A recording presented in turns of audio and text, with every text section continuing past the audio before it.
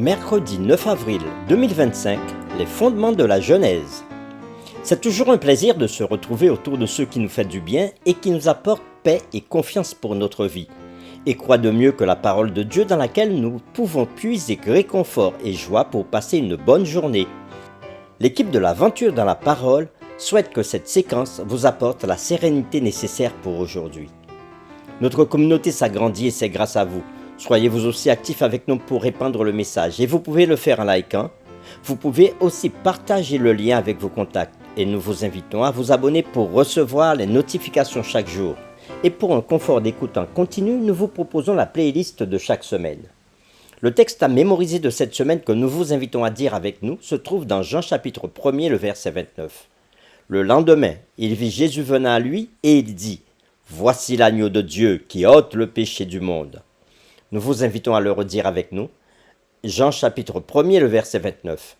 Le lendemain, il vit Jésus venant à lui et il dit « Voici l'agneau de Dieu qui ôte le péché du monde ». Quelle relation y a-t-il entre la Genèse et la prophétie? En quoi le sacrifice d'Isaac est un fait tournant de la Bible? Les réflexions de cette semaine nous aideront à répondre à ces questions et aujourd'hui nous le ferons avec la séquence « Faire face à la mort ». Peut-être que l'aspect le plus cruel de la vie dans un monde détaché de son Créateur est la manière dont la mort rôde en arrière-plan de chaque vie, prête à frapper à tout moment. C'est le salaire du péché, comme nous dit l'apôtre Paul dans Romains chapitre 6, verset 23.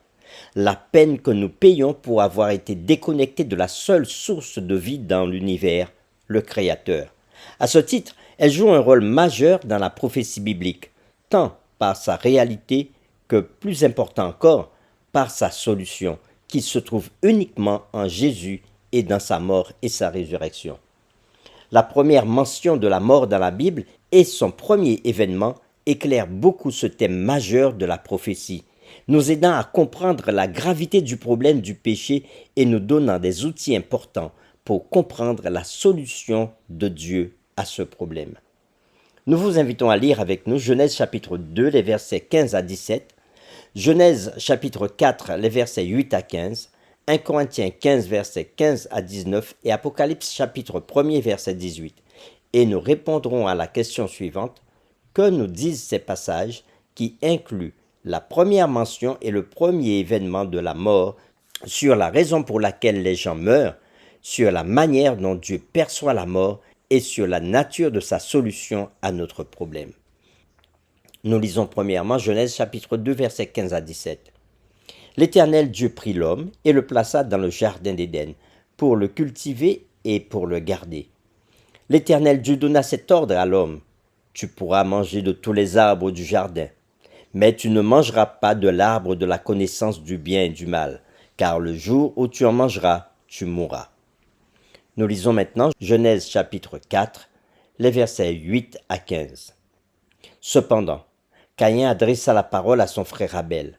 Mais comme ils étaient dans les champs, Caïn se jeta sur son frère Abel et le tua. L'Éternel dit à Caïn, « Où est ton frère Abel ?» Il répondit, « Je ne sais pas. Suis-je le gardien de mon frère ?» Et Dieu dit, « Qu'as-tu fait ? La voix du sang de ton frère crie de la terre jusqu'à moi. Maintenant tu seras maudit de la terre qui a ouvert sa bouche pour recevoir de ta main le sang de ton frère. Quand tu cultiveras le sol, il ne te donnera plus sa richesse. Tu seras errant et vagabond sur la terre. » Caïn dit à l'Éternel, « Mon châtiment est trop grand pour être supporté. Voici, tu me chasses aujourd'hui de cette terre. Je serai caché loin de ta face. Je serai errant et vagabond sur la terre, et quiconque me trouvera me tuera. » Et l'Éternel lui dit, « Si quelqu'un tuait Caïn, Caïn sera vengé 7 fois. » Et l'Éternel mit un signe sur Caïn pour que quiconque le trouverait ne le tuât point. Lisons maintenant 1 Corinthiens chapitre 15, versets 15 à 19. Il se trouve même que nous sommes de faux témoins à l'égard de Dieu, puisque nous avons témoigné contre Dieu qu'il a ressuscité Christ, tandis qu'il ne l'aurait pas ressuscité si les morts ne ressuscitent point. Car si les morts ne ressuscitent point, Christ non plus n'est pas ressuscité. Et si Christ n'est pas ressuscité, votre foi est vaine, vous êtes encore dans vos péchés, et par conséquent aussi ceux qui sont morts en Christ sont perdus.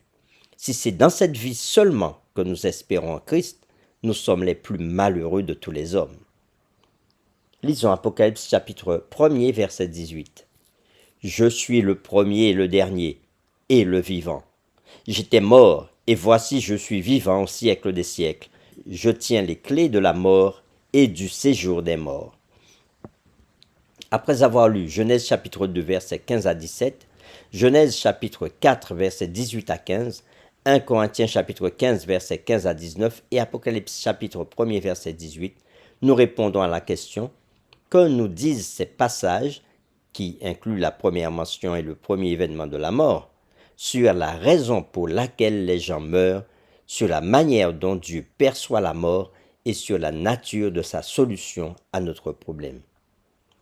Nous disons souvent que la mort fait simplement partie de la vie. C'est un mensonge. La mort est le contraire de la vie, l'annulation de la vie.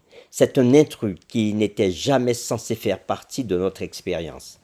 Même si nous nous sommes habitués à la mort, nos cœurs protestent encore fortement lorsque nous y sommes confrontés, comme si la race humaine se rendait collectivement à l'évidence qu'il y a quelque chose de fondamentalement mauvais à la mort. Aussi douloureuse que soit la mort, certaines circonstances de la mort semblent encore plus tragiques que d'autres, comme la mort d'un enfant. Pour la plupart, nous nous attendons à ce que les parents précèdent leurs enfants dans la mort, et nous avons accepté cela comme l'ordre normal des choses. Cependant, la première mort enregistrée dans les Écritures va à l'encontre de cette normale attendue. Avant qu'Adam et Ève ne connaissent eux-mêmes la mort, ils ont vécu la tragédie de la mort lorsque leur fils juste fut assassiné par son frère injuste. C'était une mort particulièrement injuste et tragique. Pensez à Jésus, le juste assassiné par les injustes, tout comme Abel. Quelle mort pourrait être plus injuste que celle de Christ? Quel autre parallèle pourrait-on trouver entre la mort d'Abel et celle de Christ sur la croix? Comment la nature de la mort d'Abel peut-elle nous aider à comprendre pourquoi Jésus a les clés de la mort et du séjour des morts, et ce que Dieu nous offre en Jésus? Pour terminer, réfléchissons à cette question. Sans la résolution du problème de la mort, pourquoi nos vies seraient-elles, en fin de compte, inutiles, dénuées de sens et vaines? Que nous enseigne ce fait sur la reconnaissance que nous devrions avoir pour ce que Jésus a fait pour nous. Nous vous invitons à prier avec nous. Seigneur éternel, du haut des cieux, tu regardes tes enfants vivre sur la terre et tu vois que nous sommes confrontés au problème de la mort. Non, tu ne nous avais pas créés pour mourir, mais malheureusement, nous nous sommes séparés de toi et c'est pour ça que la mort est intervenue dans ce monde dans lequel nous nous trouvons aujourd'hui. Seigneur, nous prions pour que tu nous aides à t'accepter dans nos vies, afin que lorsque la mort frappe un membre de notre famille, que nous puissions faire face à ce décès, que nous puissions nous tourner vers toi et trouver en toi la solution à travers l'espérance de la résurrection que tu nous donnes. Nous prions afin que tu nous bénisses et que tu nous aides à placer notre foi et notre confiance dans le Christ ressuscité. C'est en son nom que nous t'avons prié.